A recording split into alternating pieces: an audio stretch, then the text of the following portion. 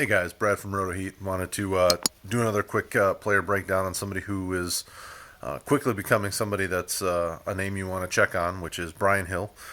He's a backup running back for the Atlanta Falcons, but quickly being thrust into a starting role with all the injuries in front of him, Ito Smith and Devonta Freeman. Um, I would also make a note, though, that they also have veteran Kenyon Barner on the roster, who's been in the league for a while. So at this point, Atlanta's probably going to use still a bit of a committee backfield situation. But Brian Hill's an interesting name. They drafted him in the fifth round in 2017 out of Wyoming. He had a pretty prolific college career. You know, he was very solid at Wyoming. Um, Coming into the league, he bounced around a little bit. You know, Atlanta drafted him. He went to Cincinnati. Has been back with Atlanta, but kind of been a name that's been on the radar for a little while. He's very good between the tackles. You know, out of Wyoming, he was typically used in between the tackles, mostly, you know, I formation type stuff.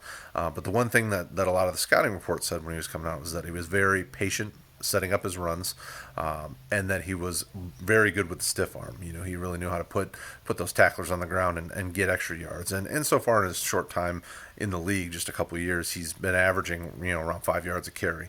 Obviously, that's not a lot of carries and not a lot of action.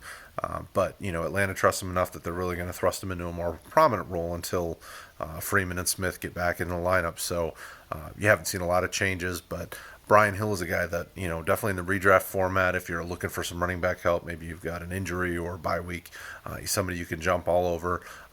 In dynasty formats, most people have probably been stashing him either on the taxi squad or at the back end of the depth chart for some time now. But he's an interesting name. You know, he's definitely got a little giddy up in him, and I think he will do well in Atlanta's offense for the time that they give him, and definitely a name to watch. Until we talk again.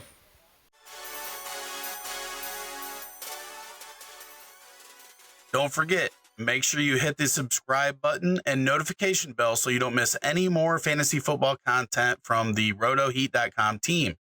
Also, right there, playlist. Hit it. Watch the videos. Do it. You want to, do it.